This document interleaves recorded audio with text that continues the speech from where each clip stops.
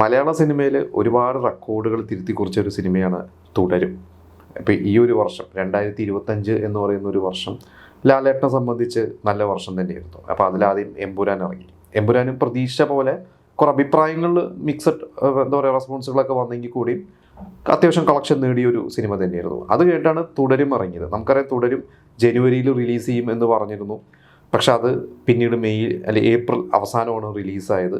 പക്ഷേ ഒട്ടും പ്രതീക്ഷിക്കാത്ത രീതിയിലുള്ളൊരു സിനിമയായിരുന്നു. എല്ലാവരും ഒരു ഫീൽ ഗുഡ് പ്രതീക്ഷിച്ചു പോയിട്ട് എല്ലാവരും ഞെട്ടിച്ചുകൊണ്ട് ആ സിനിമ 100 കോടിക്ക് മുകളിൽ നമ്മുടെ കേരള ബോക്സ് ഓഫീസിൽ തന്നെ കളക്ട് ചെയ്തു. ഇപ്പോൾ അതിൻ്റെ കളക്ഷൻ ലോക വെട്ടിച്ചിട്ടുണ്ട്. എങ്കിൽ പോലും മലയാള സിനിമയിലേക്ക് എന്താ പറയുക ഈ ഒരു വർഷം അഭിമാനത്തോടു കൂടി നമുക്ക് എടുത്തു കാണിക്കാൻ പറ്റിയ സിനിമകളും ഒരു കളക്ഷൻ വൈസ് ഒക്കെ തന്നെയാണ് തുടരുവും ലോകയൊക്കെ. അപ്പോൾ ഇപ്പോൾ എന്തായാലും തുടരുമിൻ്റെ ഒരു സക്സസ് മീറ്റ് എന്ന രീതിയിൽ ഇന്നലെ നടന്നിട്ടുണ്ടായിരുന്നു. അപ്പോൾ അതിൽ വെച്ചിട്ട് ഒരു announcement M Ranjith producer Rajaputra Ranjith announce ചെയ്തിരിക്കുന്നത്, അതായത് തുടരും ടീം വീണ്ടും ഒന്നിക്കുന്നു എന്ന്. അതിൻ്റെ മറ്റ് ഡീറ്റെയിൽസ് ഒന്നും അവർ പുറത്ത് വിട്ടിട്ടില്ല. അവർ ഒരു പറഞ്ഞ അറിവ് വെച്ചിട്ട് രജപുത്ര പ്രൊഡ്യൂസ് ചെയ്യുന്ന സിനിമ തരുൺ മൂർത്തി ഡയറക്റ്റ് ചെയ്യുന്നു, ലാലേട്ടൻ അഭിനയിക്കുന്നു. ഇത്രയാണ് ഇപ്പോൾ പറഞ്ഞിരിക്കുന്നത്. എനിക്ക് തോന്നുന്നു ബിനു പപ്പ് തന്നെയാണ് അതിൻ്റെ സ്ക്രിപ്റ്റ് എഴുതുന്നത്.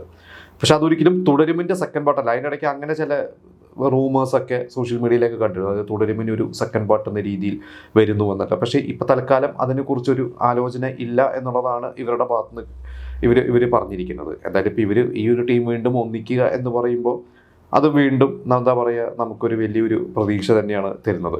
എന്തായാലും തുടരുമെന്ന് പറയുന്ന ഒരു സിനിമയോടുകൂടി ലാലേട്ടനും അതിൻ്റെ പ്രൊഡ്യൂസർ രജപുത്ര രഞ്ജിത്തിനും ഒക്കെ ഭയങ്കര ഒരു ഉണർവ് തന്നെയാണ്. എന്നിട്ട് ലാലേട്ടനൊക്കെ എല്ലാ വർഷവും ഹിറ്റുകൾ കൊടുക്കുന്ന ഒരാൾ തന്നെയാണ്. അതുകൊണ്ട് ലാലേട്ടനെ സംബന്ധിച്ച് ഹിറ്റുകളിൽ ഒരു ഹിറ്റ്.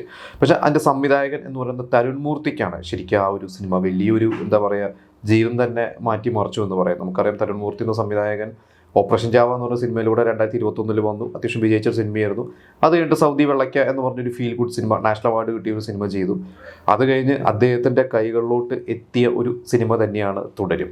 കാരണം 2013-14 കാലഘട്ടങ്ങളിൽ ഇതിൻ്റെ എഴുത്തുകാരൻ തുടരുമിൻ്റെ കഥാകൃത്ത് KR സുനിൽ എന്ന് പറയുന്ന അറിയപ്പെടുന്ന ഫോട്ടോഗ്രാഫറായ അദ്ദേഹം ഇതിൻ്റെ കഥ ആലോചിക്കുകയും മറ്റ് ചില സംവിധായകർ 3-4-5 സംവിധായകരുടെ അടുത്ത് വന്ന്, അതായത് എം രഞ്ജിത്ത് എന്നൊരു നിർമ്മാതാവ് ഏറ്റെടുത്ത ശേഷം തന്നെ പല സംവിധായകരുടെ കൂടി ഇവരുന്ന് വർക്ക് ചെയ്തിട്ടും അവസാനം ഓപ്പറേഷൻ ജാവ ഇറങ്ങിയ ശേഷം തരുൺ മൂർത്തിയിലേക്ക് ആ സിനിമ എത്തുകയായിരുന്നു.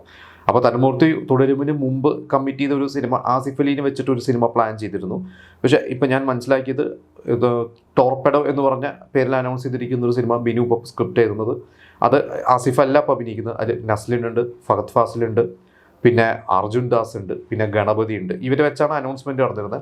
അത് കഴിഞ്ഞിട്ട് ഇപ്പോൾ ഓപ്പറേഷൻ ജാവയുടെ സെക്കൻഡ് പാർട്ട് എന്ന രീതിയിൽ അനൗൺസ്മെൻറ്റ് വന്നിട്ടുണ്ടായിരുന്നു. അതിൽ ഓപ്പറേഷൻ ജാവയുടെ അതേ ടീം തന്നെയാണ്. അതിൽ അഭിനയിച്ച ബിനു പപ്പു ആയിക്കോട്ടെ, പ്രശാന്ത് അലക്സാണ്ടറും ഇർഷാദ് അലിയും അവരെല്ലാവരും ഉണ്ട്. എനിക്ക് തോന്നുന്നു ബാലു വർഗീസും ഒക്കെ ഉണ്ട്, അതിൻ്റെ ലുക്മാനൊക്കെ ഉണ്ട്. അതിൻ്റെ കൂടെ പൃഥ്വിരാജും കൂടി അഭിനയിക്കുന്നുണ്ട്.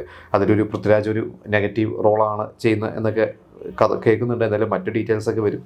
അപ്പോൾ എന്തായാലും തുടരുമെന്ന് പറഞ്ഞൊരു സിനിമയോട് കൂടി തരുൺ മൂർത്തിയുടെ എന്താ പറയുക തലവര മാറിയെന്ന് തന്നെ പറയാം. എന്തായാലും തരുൺ മൂർത്തിയുടെ ഇപ്പോൾ ഒരു 3 സിനിമകളാണ് ഇപ്പോൾ തരുൺ മൂർത്തിയുടെ ആയിട്ട് ഇനിയിപ്പോൾ പ്ലാൻ ചെയ്തിരിക്കുന്നത്. അതിൽ മിക്കവാറും ആദ്യം ഇറങ്ങാൻ പോകുന്നത് ടോർപെഡോ ആയിരിക്കും. അത് കഴിഞ്ഞിട്ടായിരിക്കാം ഓപ്പറേഷൻ ജാവയുടെ സെക്കൻഡ് പാർട്ടും ലാലേട്ടനായിട്ടുള്ള പ്രൊജക്റ്റുകളൊക്കെ. എന്തായാലും എന്താണ് നമുക്കതൊക്കെ കാത്തിരുന്ന് കാണാം.